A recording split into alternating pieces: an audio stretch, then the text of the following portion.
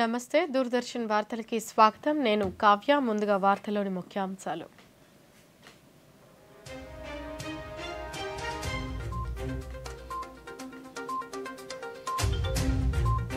ప్రధాని మోదీని మర్యాదపూర్వకంగా కలిసిన ఉపరాష్ట్రపతి అభ్యర్థి సిపి రాధాకృష్ణన్ రాష్ట్రంలో కొత్త ప్రాజెక్టులకు సహకారం అందించాలని కేంద్ర మంత్రి నిర్మలా సీతారామన్ను కోరిన మంత్రి లోకేష్ రాగల 12 గంటల్లో వాయుగుండంగా మారనున్న అల్పపీడనం రాష్ట్రానికి భారీ వర్ష సూచన సాగునీటి ప్రాజెక్టులపై అసత్య ప్రచారాలను ఖండించిన మంత్రి నిమ్మల రామానాయుడు శ్రీశైలం జలాశయానికి మరోమారు పోటెత్తిన వరద 10 గేట్లను ఎత్తి నీటిని దిగువకు విడుదల చేస్తున్న అధికారులు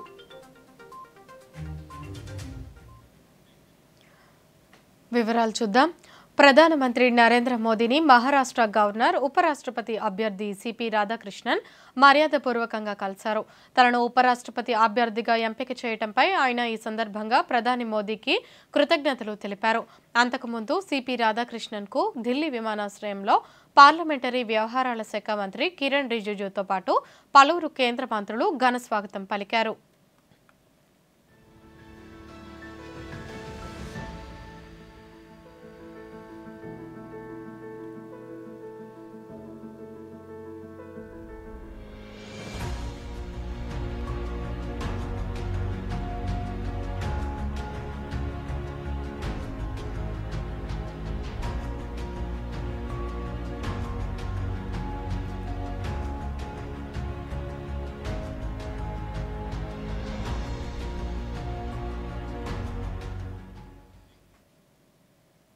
రాష్ట్ర ఐటీ శాఖ మంత్రి నారా లోకేష్ ఈరోజు ఢిల్లీలో పర్యటిస్తున్నారు.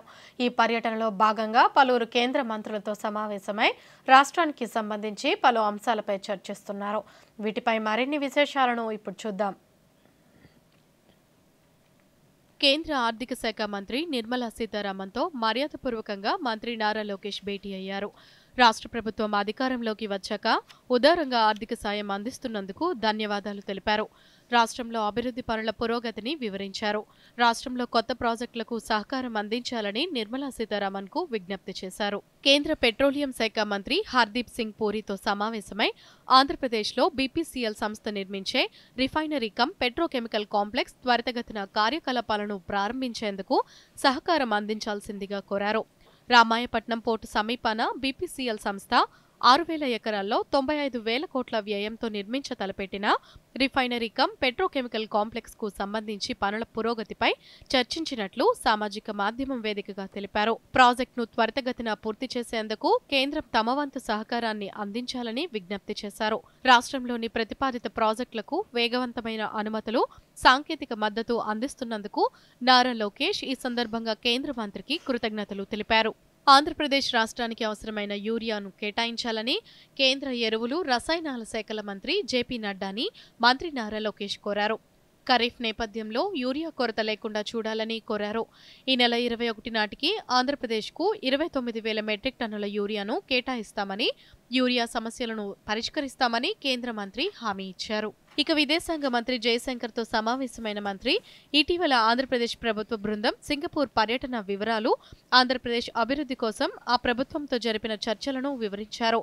ఆంధ్రప్రదేశ్ నుంచి ఉద్యోగాల కోసం ఇతర దేశాలకు వెళ్లే యువతకు సాఫ్ట్ స్కిల్స్ లో శిక్షణ ఇచ్చేందుకు విశాఖపట్నంలోని AI center of excellence data city ఏర్పాటుకు కేంద్రం సహకారం అందించాలని ఈ సందర్భంగా మంత్రి విజ్ఞప్తి చేశారు. విశాఖలో డేటా సిటీని అభివృద్ధి చేయటం వల్ల భవిష్యత్తులో ఆంధ్రప్రదేశ్ టెక్నాలజీ హబ్గా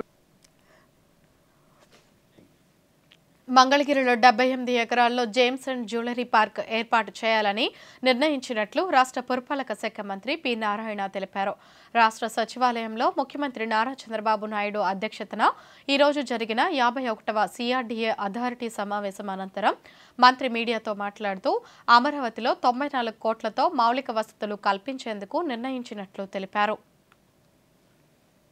గ్రామ కంటాల లోపల ఇన్ఫ్రాస్ట్రక్చర్ అంటే గ్రామ కంటాల లోపల ఉన్న రోడ్లు కానీ, డ్రైన్స్ కానీ, డ్రింకింగ్ వాటరు, సివరేజ్ వాటరు వీటిలన్నిటినీ రెక్టిఫై చేయడం కోసంగా 904 కోట్లతో ఈరోజు అథారిటీ అప్రూవ్ ఇచ్చింది. ఏదైతే 29 గ్రామాలు, ఆ 29 గ్రామాల్లో వాటర్ సప్లైలో ప్రజెంట్ 30% షార్టేజ్ ఉంది. అదేవిధంగా సివరేజ్ ఏదైతే యూజ్డ్ వాటర్ ఉందో దాన్ని ప్రాపర్గా ట్రీట్ చేసి బయటికి పంపించడంలో 100% గ్యాప్ ఉంది. అదేవిధంగా 1500 కిలోమీటర్స్ డిస్టెన్స్లో లేఅవుట్ రోడ్స్ వేసి అక్కడ drains, power lines, water lines చేస్తున్నారు, దాన్ని కలుపుతారు. అంటే మళ్ళీ ఇది సపరేట్ కాకుండా 29 గ్రామాల యొక్క వాటిని కూడా ఈ సిటీలో పార్ట్ చేయాలనే ఉద్దేశంతో వాటి కలిపేదానికి యాక్చువల్గా ఈ 904 కోట్లు శాంక్షన్ చేయడం జరిగింది. మంగళగిరిలో గోల్డ్ క్లస్టర్ ఒకదాన్ని ఏర్పాటు చేయాలని ప్రపోజ్ చేయటం, దాని మీద సిఆర్డీకి యాక్చువల్గా ల్యాండ్ పుల్లింగ్ దాని మీద యాక్చువల్గా చేయమన్నారు. అక్కడ జెమ్స్ అండ్ జ్యువెలరీస్ పార్క్ పెట్టేటట్టుగా 78.01 ఏకర్స్లో. స్త్రీ శక్తి పథకం మహిళల్లో నూతన ఉత్సాహాన్ని తీసుకువచ్చిందని రాష్ట్ర మహిళా అభివృద్ధి, శిశు సంక్షేమం, గిరిజన సంక్షేమ శాఖ మంత్రి గుమ్మిడి సంధ్యారాణి పేర్కొన్నారు. రాష్ట్ర సచివాలయంలో ఈరోజు మంత్రి మీడియాతో మాట్లాడుతూ రాష్ట్రంలోని మహిళల గౌరవార్థం ఈ పథకం విజయవంతంగా అమలవుతుందని, రోజుకి దాదాపు 25 లక్షల మంది మహిళలు 5 రకాల ఆర్టీసీ బస్సుల్లో ఉచితంగా ప్రయాణిస్తున్నారని ఆమె తెలిపారు. మహిళల అభ్యున్నతిని, సంక్షేమాన్ని కాంక్షిస్తూ వారికి అన్ని రంగాల్లో సమాన అవకాశాలు కల్పించాలనే లక్ష్యంతో స్త్రీ శక్తి పథకాన్ని రాష్ట్రంలో అమలు చేస్తున్నట్లు తెలిపారు. స్త్రీ శక్తి పథకాన్ని గౌరవ ముఖ్యమంత్రి వర్యులు నారా చంద్రబాబు నాయుడు గారు ప్రారంభించిన వెంటనే మహిళల్లో ఒక నూతన ఉత్తేజం కానీ, ఒక ఆహ్లాదకరమైనటువంటి వాతావరణం ఏర్పడిందని మీ అందరికి కూడా తెలుసు. చంద్రబాబు నాయుడు గారు ఆలోచించి చేయటం వల్ల రాష్ట్రంలో ఉన్నటువంటి 5 కోట్ల మంది జనాభాలో 2,62 లక్షల మంది మహిళలకి ఉచిత బస్ ప్రయాణం వచ్చింది. ఇది జీరో ఫేర్ ఇచ్చాం అందరికి కూడా. దాదాపు రోజుకి 25 లక్షల మంది బాలికలు కానీ, మహిళలు కానీ ప్రయాణం చేస్తున్నారు. టోటల్గా 12,000 బస్సులు ఉన్నాయి దాదాపుగా. ఆ బస్సుల్లో 8,500 బస్సుల్ని ఈ ఫ్రీ బస్సుల కింద ఉపయోగిస్తున్నాం. దీనివల్ల మీకు అందరికి కూడా తెలుసు, అంటే దాదాపు 75% బస్సుల్ని ఉచిత బస్సుల కింద పల్లె వెలుగులు కానీ, అల్ట్రా పల్లె వెలుగు కానీ, ఎక్స్ప్రెస్, సిటీ ఆర్డినరీ, మెట్రో ఎక్స్ప్రెస్లు 5 రకాల బస్సులను ఇచ్చి మహిళలు వెళ్తున్నటువంటి, అంటే ఉద్యోగం కానీ, ఇక్కడ ఏంటంటే కూలి పనికి వెళ్ళిన కోటీశ్వరులైనా, ప్యూన్ అయినా, ప్రిన్సిపల్ అయినా, సామాన్య మహిళ అయినా, ఎంత ఉన్నత స్థాయిలో ఉన్నటువంటి మహిళ అయినా, ఎవరికైనా ఫ్రీ. రాష్ట్రంలో సాగునీటి ప్రాజెక్టులపై జరుగుతున్న ప్రచారంలో వాస్తవం లేదని రాష్ట్ర జలవనరుల శాఖ మంత్రి డాక్టర్ నిమ్మల రామానాయుడు తెలిపారు.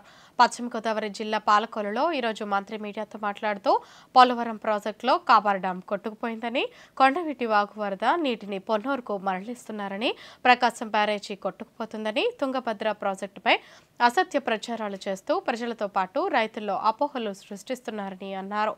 ప్రభుత్వ సమర్థ పాలనకు రోజురోజుకి ప్రజల్లో పెరుగుతున్న ఆదరణ చూసి తట్టుకోలేక సామాజిక మాధ్యమంలో అసత్యాలు ప్రచారం చేస్తున్నారన్నారు. గేట్లు కొట్టుకుపోతూ ఉన్నాయి. ఏదైతే మరి యొక్క Kondaveeti Vagu outfall sluice leak అయి అమరావతి మునిగిపోతుంది. ఇటువంటి అసత్యమైనటువంటి, అబద్ధమైనటువంటి ప్రచారాలు వాళ్ళ ప్లాట్ఫారం మీద చేయిస్తూ, అంటే ఈ రకంగా ఒక రాజకీయ ముసుగులో ఇటువంటి విష ప్రచారం ఏదైతే వైఎస్ఆర్సీపీ పార్టీ చేస్తుందో అటువంటి దానిలో వేసమెత్తు కూడా వాస్తవం లేదని చెప్పి మీ ద్వారా తెలియజేసుకుంటూ ఉన్నా. కాపర్ డ్యాము ఆ రోజు 2018, 2021 సంవత్సరాల్లో పూర్తయినటువంటి పరిస్థితి.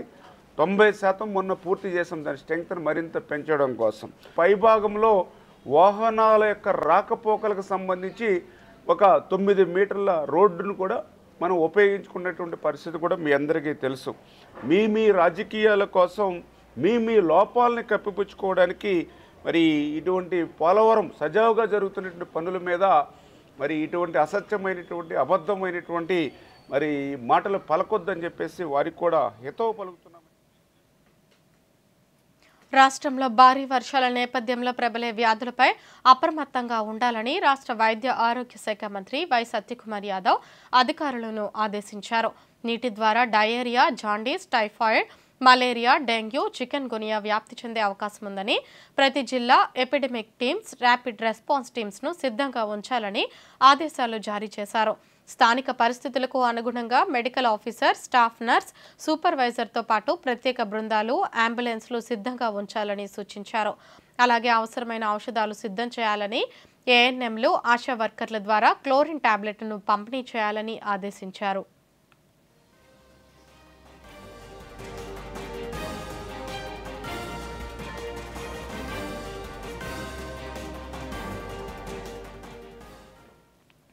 పశ్చిమ మధ్య దాన్ని ఆనుకొని ఉన్న వాయువ్య బంగాళాఖాతం, ఉత్తరాంధ్ర, దక్షిణ ఒడిశా తీరాల్లో అల్పపీడనం కొనసాగుతుంది. దీనికి అనుబంధంగా ఉపరితల ఆవర్తనం కొనసాగుతుంది. ఇది పశ్చిమ వాయువ్య దిశగా కదిలి రాగల 12 గంటల్లో వాయుగుండంగా మారే అవకాశం ఉందని అమరావతిలోని భారత వాతావరణ కేంద్రం అధికారులు తెలిపారు. ఈ వాయుగుండం దక్షిణ ఒడిశా, ఉత్తరాంధ్రప్రదేశ్ తీరాలను రేపు మధ్యాహ్నం దాటే అవకాశం ఉందని తెలిపారు. వీటి ప్రభావంతో ఉత్తర కోస్తా, దక్షిణ కోస్తా, రాయలసీమ జిల్లాల్లో రాగల 24 గంటల్లో భారీ నుంచి అతి భారీ వర్షాలు కురిసే అవకాశం ఉందని అధికారులు పేర్కొన్నారు. ఇదే సమయంలో తీరం వెంబడి గంటకు 50 నుంచి 60 కిలోమీటర్ల వేగంతో ఈదురుగాలులు వీచే అవకాశం ఉందని వాతావరణ శాస్త్రవేత్త కరుణాసాగర్ తెలిపారు. ఈ పరిసర ప్రాంతాలలో ఉన్నటువంటి అల్పపీడనం ఈరోజు ఉదయం నాటికి కొద్దిగా బలపడి తీవ్ర అల్పపీడనంగా మారడం జరిగింది. దీని అనుబంధ ఉపరితల ఆవర్తనం సగటు సముద్ర మట్టం నుండి 9.6 కిలోమీటర్ల ఎత్తు వరకు విస్తరించి ఎత్తుకు వెళ్లే కొలది నైరుతి వైపు వంగి ఉంటుంది. అదేవిధంగా తీవ్ర అల్పపీడనం రాబో 12 గంటలలో మరికొద్దిగా బలపడి వాయుగుండంగా మారి రేపు ఉదయాన్నే ఉత్తర కోస్తా ఆంధ్రప్రదేశ్ అలాగే దక్షిణ ఒడిశా మధ్య తీరం దాటే అవకాశం ఉంది. రాష్ట్రం మొత్తం మీదట కూడా ఈరోజు మనకు చాలా విస్తారంగా వర్షాలు వచ్చేదానికి అవకాశం ఉంది. తేలికపాటి ఒక మోస్తారు వర్షాలు అనేక చోట్లతో పాటుగా 1 లేదా 2 చోట్ల భారీ నుండి అత్యంత భారీ వర్షాలతో పాటుగా అత్యంత భారీ వర్షాలు కూడా మనకు రావడానికి ఉత్తర కోస్తా ఆంధ్రప్రదేశ్లో అవకాశాలు మెండుగా ఉన్నాయి. ఉత్తర కోస్తా ఆంధ్రప్రదేశ్లోని అల్లూరు సీతారామరాజు, అలాగే అనకాపల్లి, కాకినాడ, ఈస్ట్ గోదావరి, ఏలూరు ఈ జిల్లాలతో పాటుగా విశాఖపట్నం జిల్లాలలో కూడా మనకు 1 లేదా 2 చోట్ల అత్యంత భారీ వర్షాలు వచ్చేదానికి ఈరోజు అవకాశం ఉంది. కాబట్టి ఈ జిల్లాలకు మనము రెడ్ వార్నింగ్ ఇవ్వడం జరిగింది. దీని పరిసర ప్రాంతాలైనటువంటి విజయనగరం, శ్రీకాకుళం, పార్వతీపురం, మన్యంతో పాటుగా doctor BR Ambedkar Konaseema, west Godavari, Krishna, NTR, Palnadu ఈ జిల్లాలలో భారీ నుండి అతి భారీ వర్షాలు, అలాగే గుంటూరు, బాపట్ల, ప్రకాశం, నంద్యాల, కర్నూలు. శ్రీకాకుళం జిల్లాలో కురుస్తున్న భారీ వర్షాలకు నాగావళి, వంశధార, బాహుద, మహేంద్ర తనయ నదులు పొంగి ప్రవహిస్తున్నాయి. దీంతో నది పరివాహక గ్రామాల ప్రజలు అప్రమత్తంగా ఉండాలని జిల్లా కలెక్టర్ స్వప్నిల్ దినకర్ పున్కర్ సూచించారు. శ్రీకాకుళంలో ఆయన మీడియాతో మాట్లాడుతూ జిల్లా తీర ప్రాంతం అంతటా రెడ్ అలర్ట్ నేపథ్యంలో మత్స్యకారులు వేటకు వెళ్లరాదని తెలిపారు.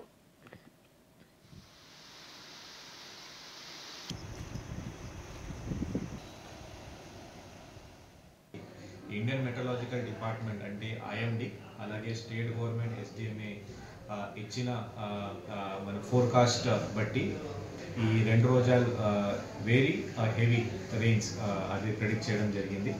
అంటే ఎక్కువ వర్షం రావడానికి మన దగ్గర అవకాశం ఉంది. నిన్నటికి చూస్తే మనకి ఒక 44 mm వర్షం రావడం జరిగింది. దీంట్లో మరి ముఖ్యంగా మనకి ఈ వజప కొత్తూరు, మందస, సోంపేట ఈ ఏరియాలో కొంచెం ఎక్కువ వర్షం వచ్చింది. ఇది కాకుండా అక్కడ విలేజ్లోనే టెంపరీ రీహాబిలిటేషన్ సెంటర్స్ కూడా పెట్టమని చెప్పాను. ఒకవేళ అవకాశం ఉంటే చాలా ఎక్కువ వర్షం వచ్చి అక్కడ ఫ్లడింగ్ అలా జరిగితే అక్కడ ఉన్న స్కూల్స్ కానీ, గవర్నమెంట్ బిల్డింగ్స్ కానీ, ఒకవేళ సైక్లోన్ షెల్టర్స్ ఉంటే సైక్లోన్ షెల్టర్స్ కానీ అదే మన ఒక రీహాబిలిటేషన్ సెంటర్ లాగా మార్చుకొని రెవెన్యూ డిపార్ట్మెంట్ హ్యాండ్ ఓవర్లో మనం తీసుకున్నాం. వార్తల్లో చిన్న విరామం. మేము ఇంట్లో గుడ్లు పెట్టకుండా మమ్మల్ని ఎవరు ఆపలేరు. నేను ఆపగలను. నీకు తెలీదా మేము ఏడీస్ దోమలమని? మేము డెంగూ, చికెన్ గునియా అని వ్యాపింపజేస్తాం. మాస్టర్ గారు స్కూల్లో డెంగూ నుండి నివారణ కోసం అన్ని వివరాలు చెప్పారు. అవునా బాబు, మాకే ఛాలెంజా? గుడ్డు తప్పకుండా పెట్టి తీరుతాను. పెట్టనివ్వను. అయ్యో ఇక్కడంతా శుభ్రంగా ఉంది. డెంగూ నుండి నివారణ కోసం కూలర్లోని నీళ్లను ప్రతి వారం మార్చండి. బకెట్ ఇంకా ట్యాంకులని చాలా జాగ్రత్తగా మూసిపెట్టండి. మొత్తం శరీరం నిండా బట్టలు వేసుకోండి. దోమలు కుట్టకుండా క్రీమ్, కాయిల్ లేదా అగరబత్తిని ఉపయోగించండి. డెంగూతో పోరాటం అంటే డెంగూ నుండి ముక్తి. Back to news. కృష్ణా నది పరివాహక ప్రాంతాల్లో కురుస్తున్న భారీ వర్షాలతో శ్రీశైలం జలాశయానికి మరోమారు భారీగా వరద నీరు వచ్చి చేరుతుంది. దీంతో అధికారులు ప్రాజెక్టు 10 గేట్లు ఎత్తి నీటిని దిగువకు విడుదల చేస్తున్నారు. జలాశయం పూర్తి స్థాయి నీటి మట్టం 885 అడుగులు కాగా ప్రస్తుతం 881 అడుగులకు చేరుకుంది. ప్రాజెక్టు నీటి నిల్వ సామర్థ్యం 215 టీఎంసీలు కాగా ప్రస్తుతం అది 197 టీఎంసీలకు చేరింది. ప్రాజెక్టులోకి 2,53,819 క్యూసెక్ల వరద నీరు వస్తూ ఉండగా దాదాపుగా అంతే మొత్తంలో నీటిని దిగువకు విడుదల చేస్తున్నారు.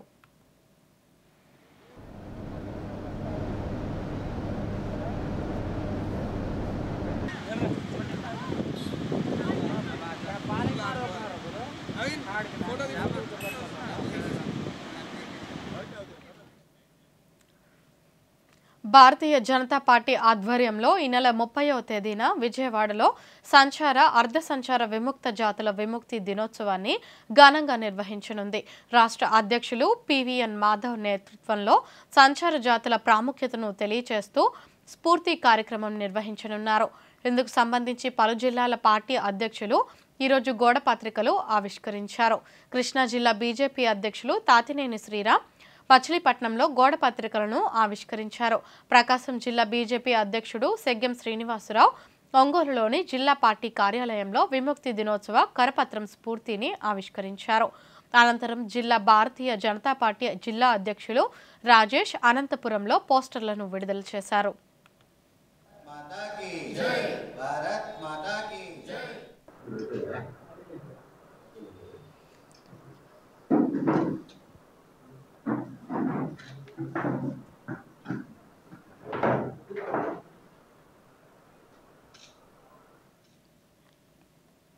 గుంటూరు జిల్లా మంగళగిరి తెలుగుదేశం పార్టీ కేంద్ర కార్యాలయంలో ప్రజావేదిక కార్యక్రమం నిర్వహించారు. ఈ కార్యక్రమంలో మాజీ మంత్రి దేవినేని ఉమామహేశ్వరరావు ప్రజల నుంచి వినతులను స్వీకరించారు. ఈ కార్యక్రమంలో అధిక సంఖ్యలో ప్రజలు వినతి పత్రాలను సమర్పించారు.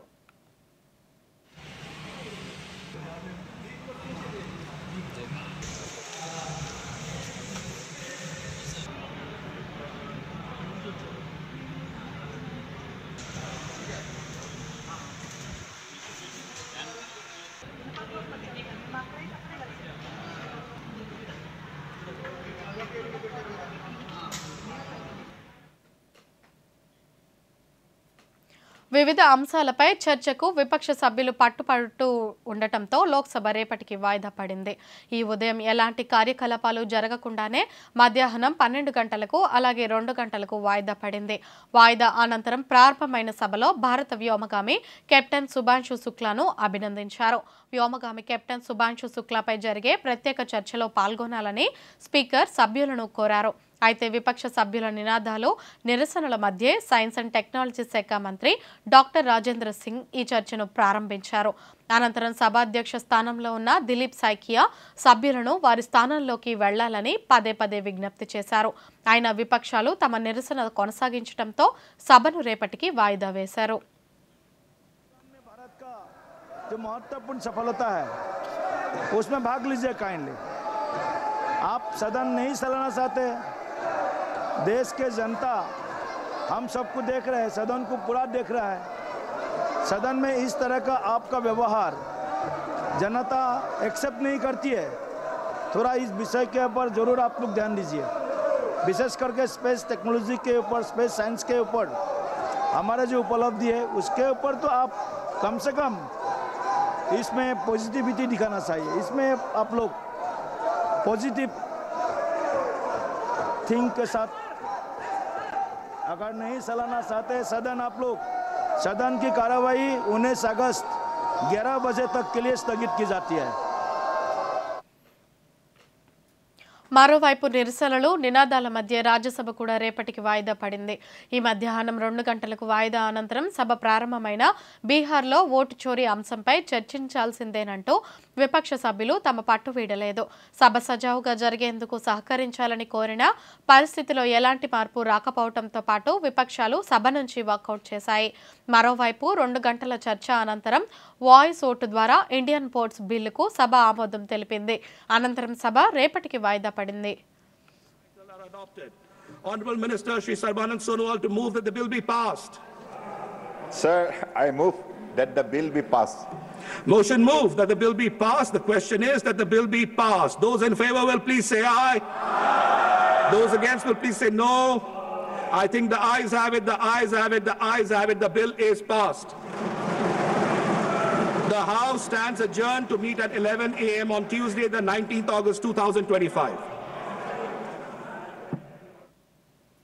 ప్రసార భారతి క్రిక్ విజ్ సంస్థల సహకారంతో ఢిల్లీలో ఈరోజు జరిగిన ప్రత్యేక ప్రీమియర్ కార్యక్రమంలో నూతన క్రికెట్ షోను ప్రారంభించారు.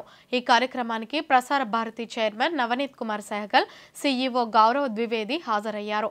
అలాగే CricViz managing director Michael Kido, మాజీ భారత క్రికెటర్లు మదన్ లాల్, చేతన్ శర్మ, మురళీ కార్తిక్, ఆకాష్ చోప్రా గౌరవ అతిథులుగా పాల్గొన్నారు. ఈ కార్యక్రమం డీడీ స్పోర్ట్స్లో ప్రతి శని ఆదివారాల్లో రాత్రి 8 గంటలకు ప్రసారం కానుంది. రాబోయే వారాల్లో all India radio, Waves, OTT యాప్లలో, ప్రసార భారతి డిజిటల్ ప్లాట్ఫామ్లలో కూడా ఈ కార్యక్రమం అందుబాటులోకి రానుంది. Number of medals, winnings are increasing in every game, and now we may see Commonwealth taking place here, and sometime we may see Olympic also taking place. I hope our channel, in collaboration with CricViz, at least in cricket, would give not only entertainment but also more and more information and that too interesting content about cricket in the coming days. This program here, Great Indian Cricket Show, is being launched, and I'm sure this will bring audiences the pleasure and joy of not only the game itself but also the records that seem to be getting broken with unfailing regularity these days. This program will not only bring the love for the sport. Jammu కాశ్మీర్లోని వరద ప్రభావిత కిష్త్వార్లో చిసోటి గ్రామంలో సహాయక చర్యలు ముమ్మరంగా కొనసాగుతున్నాయి. ఆకస్మిక వరదలు సంభవించిన ప్రాంతంలో భారత సైన్యం చిసోటి నాలాపై ఒక తాత్కాలిక వంతెనను నిర్మించింది. ఈ వంతెన పునరుద్ధరణ వల్ల ఆ ప్రాంతంలో ప్రజల రాకపోకలు సులభతరంగా మారాయి. పౌర ఏజెన్సీల సమన్వయంతో సహాయక చర్యలు, ప్రజలను సురక్షిత ప్రాంతాలకు తరలించే పనులు వేగంగా కొనసాగుతున్నాయి.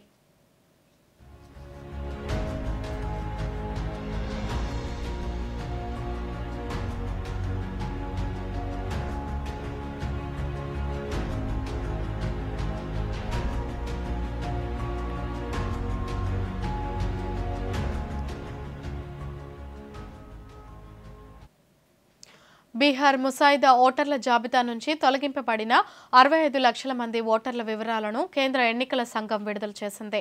సుప్రీంకోర్టు ఆదేశాల మేరకు ఓటర్ల జాబితా వివరాలను ఈసీ ఈ రోజు వెల్లడించింది. ఓటర్ల జాబితాలో తమ పేర్లు గల్లంతైన వారు బీహార్ సీఈఓ వెబ్సైట్లో తనిఖీ చేసుకుని ఆన్లైన్ ద్వారా క్లెయిమ్లను దాఖలు చేయవచ్చు. కాగా బీహార్లో ఇటీవల నిర్వహించిన ఓటర్ల జాబితా ప్రత్యేక సమగ్ర సవరణ 65 లక్షల మంది పేర్లను తొలగించిన విషయం తెలిసిందే.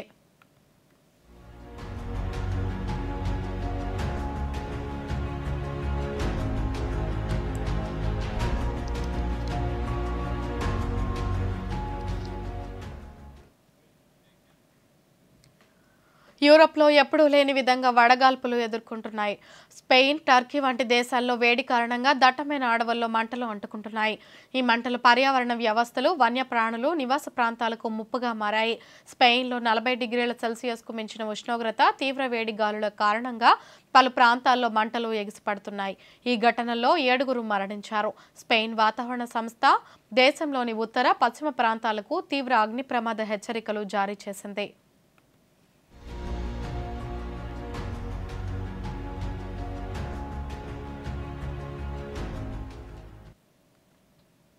మంగోలియాలో యువత కోసం ప్రత్యేకంగా నిర్వహించిన మొట్టమొదటి నదం ఉత్సవం విజయవంతమైంది. సంప్రదాయ మంగోలియన్ క్రీడా సంస్కృతిని పరిరక్షించి భవిష్యత్ తరాలకు అందించడానికి ఈ కార్యక్రమాన్ని నిర్వహించారు. మంగోలియన్ భాషలో నదం అంటే వినోదం లేదా ఆటలు. సంప్రదాయ క్రీడలైన కుస్తీ, విలువిద్య, గుర్రపు పందాలను ఈ ఉత్సవంలో ప్రదర్శించారు. యువతలో సంస్కృతి సంప్రదాయాలపై ఆసక్తిని పెంచేందుకు ఈ ఉత్సవాన్ని నిర్వహించారు.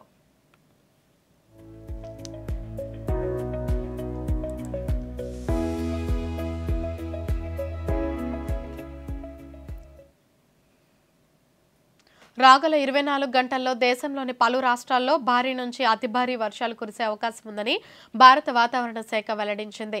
ఛత్తీస్గఢ్, కోస్టల్ ఆంధ్రప్రదేశ్, కోస్టల్ కర్ణాటక, కొంకణ్, గోవా, మధ్య మహారాష్ట్ర, ఒడిశా, దక్షిణ ఇంటీరియర్ కర్ణాటకతో పాటు తెలంగాణలోని పలు ప్రాంతాల్లో భారీ నుంచి అతి భారీ వర్షాలు కురిసే అవకాశం ఉందని అధికారులు తెలిపారు.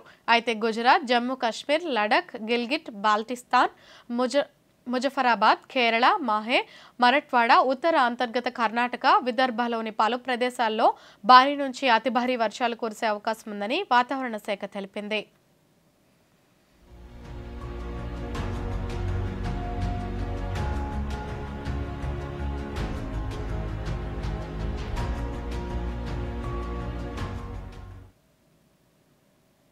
తెలంగాణలోని పలు జిల్లాల్లో ఎడతెరిపి లేకుండా వర్షం కురుస్తుంది. ముఖ్యంగా జంట నగరాలు సహా శివారు ప్రాంతాల్లో కురుస్తున్న వర్షాలు సాధారణ జనజీవనంపై ప్రభావం చూపిస్తున్నాయి. మల్కాజ్గిరి, కుత్బుల్లాపూర్, అల్వాల్, జూబ్లీహిల్స్, బంజారాహిల్స్, ఖైరతాబాద్, నాంపల్లి, షేక్పేట తదితర ప్రాంతాల్లో 14 సెంటీమీటర్ల వర్షపాతం నమోదైనట్లు అధికారులు తెలిపారు. మరో 3 రోజుల పాటు వర్షాలు కురుస్తాయని వాతావరణ శాఖ తెలిపింది. ఇక జంట నగరాల్లోని జలాశయాలు నిండుకుండల్లా మారాయి. గత వారం రోజులుగా హిమాయత్ సాగర్ గేట్లు ఎత్తి నీటిని దిగువకు విడుదల చేస్తున్నారు. హుస్సేన్ సాగర్ కు కూడా పూర్తిగా నిండిపోయింది. మూసీ పరివాహక ప్రాంతాల్లోని ప్రజలను అధికారులు అప్రమత్తం చేశారు.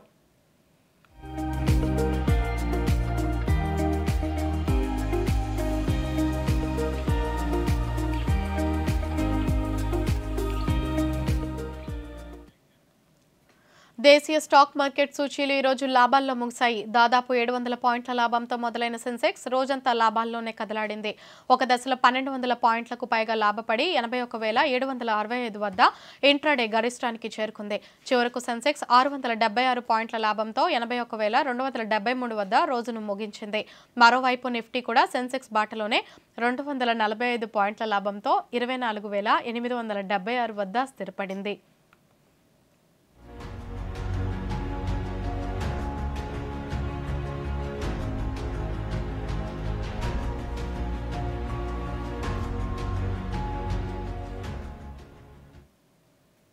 ప్రధానమంత్రి నరేంద్ర మోదీ తన మనసులోని భావాలను దేశ ప్రజలతో పంచుకునే మన్ కీ బాత్ కార్యక్రమం 125వ సంచిక ఈ నెల 31వ తేదీ ఆదివారం ఉదయం 11 గంటలకు ప్రసారమవుతుంది.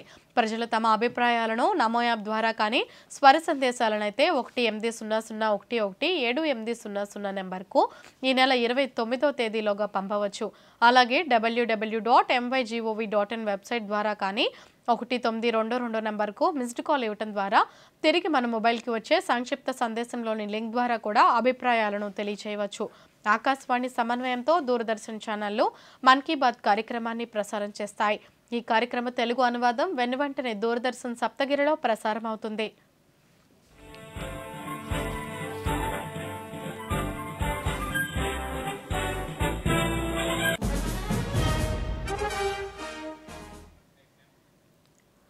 ఈ వార్తలు ఇంతటితో సమాప్తం. నమస్కారం.